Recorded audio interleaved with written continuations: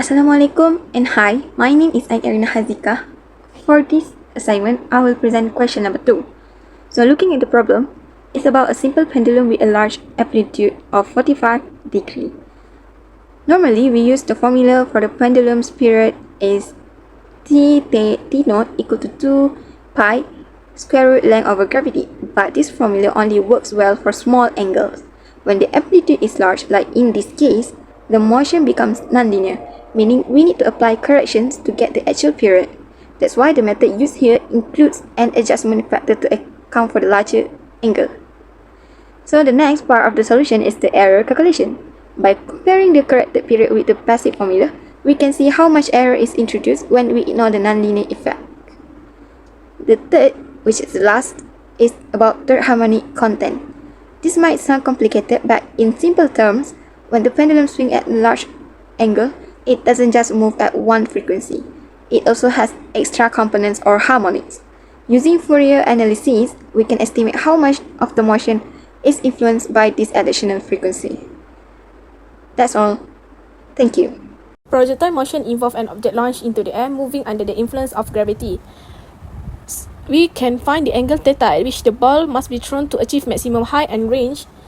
When the maximum height is achieved, when the vertical component of the inertial velocity is maximized, this occurs when the projectile is launched vertically upward. In standard projectile motion, this corresponds to a launch angle of 90 degrees. However, in this problem, the effective launch velocity is modified by cos 1 over 2 theta. To maximize the vertical component, V naught cos 1 over 2 theta sin theta, we need to find the angle that maximizes the expression. Through the calculus, it can be shown that this occurs theta degree equal to 90 degree. For the angle, we know that the range is R equal to V naught 2 sin 2 theta over G.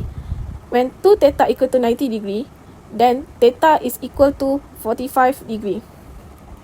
The value of maximum height calculation, we get the theta is equal to 90 degree.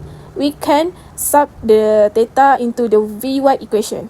Then after we got the Vy result, the maximum height, we can calculate using h equal to Vy square over 2g. Then we substitute V0 equal to 25 ms and g 9.81 ms square, and we got 15.93 meter. For the maximum range calculation, at theta equal to 45 degree, the horizontal and vertical component of the initial velocity are Vx equation and Vy equation. Then we can substitute the theta into the equation. Then we can find the range into the equation. R is equal to V naught square cos square 22.5 degree over G. And we got the answer for the range is 54.44 meter. Next, kita akan discuss pasal question 4. Question 4 cakap, write down the component form of the differential equation of motion of a projectile if the air resistance is proportional to the square of the speed. The equation separated show that x component of the velocity is given by x dot equals to x naught dot e to the power of negative gamma s, whereas distance and gamma is c2 over m. So, dia cakap write down the component form. Kita dapat dia punya equation dekat x dot, y dot and z dot, macam kita tengok kat gambar ni, where theta tu angle the velocity vector makes with z axis, and phi angle the projection of velocity in xy plane makes with x axis as speed, ataupun biasa kita guna v. Okay. Lepas tu soalan cakap air resistance is proportional to the square of the speed, which is kita akan dapat equation of drag force kita ialah negative c2 s dot square. S dot square tu contain of x, y and z. So equation ni not separable. C2 ialah coefficient of drag force, and negative sebab drag force ni always opposite to v. That's why dia negative. Soalan cakap show that the x component of the velocity is given by yang equation dia bagi tu. So force component in x direction is fx equals to fr sin theta cos phi. Kita sub balik fr yang drag force yang kita ada tadi. So equation of motion untuk soalan ni ialah mx double dot equals to negative c2 s dot square sin theta cos phi. Kita sub balik dengan x component yang kita dapat kat atas tadi tu, masuk dalam equation of motion kita akan dapat equation dia mx double dot equals to negative C2 S dot S dot. Sebab soalan ni dia nak kita show X component macam given equation, kita kena rewrite equation tu balik in term of S. So kita kena guna chain rule which is S dot sama dengan dS over dt. Dx dot over dt equals to dx dot over ds multiply by ds over dt. We sub S dot equals to dx over dt and we cross S for both sides, we get m dx dot over ds equals to negative C2 x dot. Kita rearrange balik equation kita. Untuk hilangkan dx dengan ds, kita kena integrate for both sides. Hasil integrate kita akan dapat ln x equals to negative C2 over m s plus c. Untuk hilangkan ln, kita kena exponentkan dia. Kita akan dapat e ln x equal e to the power of c, e to the power of negative C2 over ms. E to the power of c ialah constant, so kita boleh tukar dia jadi x naught. So equation akhir kita ialah x dot equals to x naught dot e to the power of negative gamma s.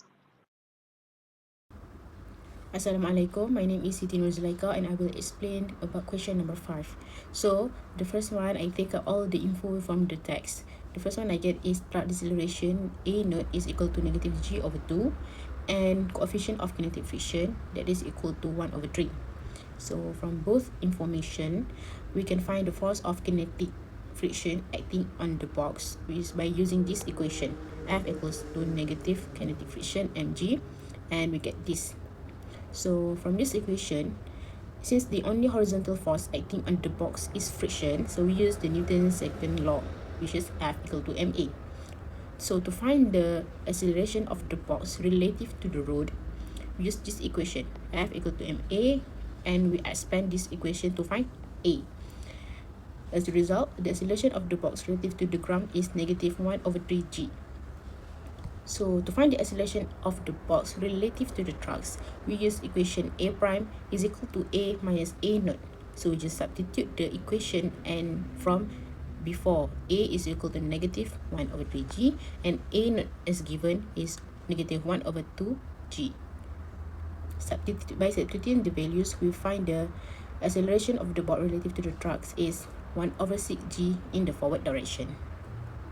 So for number 10, we have to find the speed and direction of each vehicle. We use conservation momentum to find the speed and direction.